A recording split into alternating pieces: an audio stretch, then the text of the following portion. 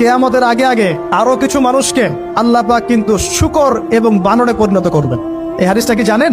হাদিসটা শুনে রাখেন, এটা আখিরুজ জামান বা কিয়ামতের আলামত সংক্রান্ত হাদিসগুলোর মধ্যে পাবেন। আল্লাহ রাসূল সাল্লাল্লাহু আলাইহি ওয়াসাল্লাম বলেছেন, কিয়ামতের আগে আগে আমার উম্মতের মধ্যে, ভালো করে শোনেন, কিয়ামতের আগে আগে আমার উম্মতের মধ্যে একদল মানুষ বের হবে যারা মদ পানকে হালাল মনে করবে। কাকে? মদ পান করাকে হালাল মনে করবে। যারা বাদ্যযন্ত্র, গায়িকা, নায়িকা এগুলো নিয়ে নর্তকী নাচাবে রাতের বেলা, এগুলোকে হালাল মনে করবে।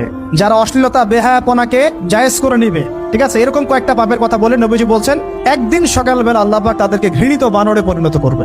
এটা হবে সামনে, কখন কিভাবে হবে আল্লাহ ভালো জানেন। এবার আমি কনসেপ্টে চলে আসি।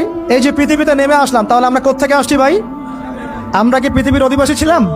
আমরা জান্নাতে ছিলাম, ওখান থেকে আল্লাহ পাক পাঠিয়েছে। এবার পৃথিবীতে এসে আদম আলাইহিস সালামের যুগে খুব একটা দুর্ঘটনা ঘটে নাই, একটা ঘটেছে। কয়টা? একটা।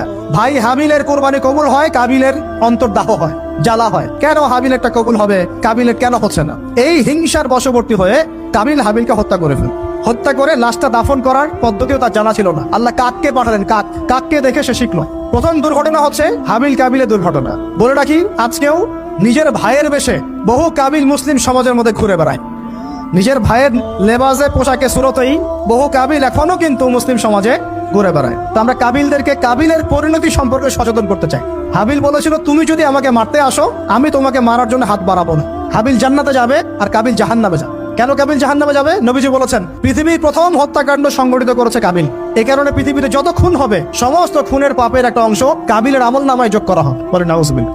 একটা কথা মনে রাখবেন, সদকায়ে জারিয়া যেমন আছে, গুনাহে জারিয়াও আছে।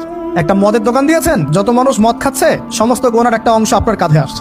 সিনেমা হল করেছেন, মানুষ সারাদিন নেকটা ছবি দেখে, নগ্ন ছবি দেখে, যত মানুষ এখানে পাপ করবে, সমস্ত পাপের একটা অংশ আপনার কাঁধে যাবে। আবার একটা মাদ্রাসা করেছেন, যত মানুষ এখানে দ্বীনি ইলম শিখবে, এই নেকির একটা অংশ আপনি পাবেন ইনশাআল্লাহ। মরে গেলেও কবরে পাবেন ইনশাআল্লাহ। আল্লাহ পাক আমাদের সবাইকে সদকায়ে জারিয়া করার তৌফিক দেন, গোনাহে জারিয়া থেকে বাঁচিয়ে রাখুন। খুব খেয়াল রাখবেন, আল্লাহ পাক আমাদের হেফাজত করুন বলি আমিন। এবার ওই যুগ শেষ, নূহ আলাইহিস সালামের যুগ। এই যুগে আল্লাহর একই সুন্নত, নূহ আলাইহিস সালাম 950 বছর দাওয়াত দিলেন, 40টা বা 80টা পরিবার ইসলাম কবুল করেছে, বাকিরা করে নাই। যারা করে নাই আল্লাহ পাক তাদেরকে ডুবিয়ে মারলেন, যারা করেছে আল্লাহ পাক উদ্ধার করলেন। সোজা কথা, আজকে সারা পৃথিবীতে যত মানুষ আমরা বেঁচে আছি না, আমরা কোনো না কোনো ভাবে ওই 80 পরিবারের সদস্য। আমরা ভাই ভাই, আমরা ওই ফ্যামিলি, 80 ফ্যামিলির অন্তর্ভুক্ত। কিরকম করে? নূহ আলাইহিস সালামের 4 সন্তান ছিল। কয় সন্তান?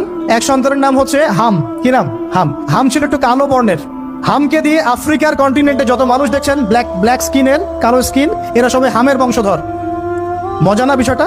মানুষের অস্তিত্ব পৃথিবীতে, ইতিহাস, এগুলো খুব ইন্টারেস্টিং টপিক। ইতিহাস পড়তে থাকলে আপনি ডুবে যাবেন। কত কিছু বিশ্ব হয়েছে।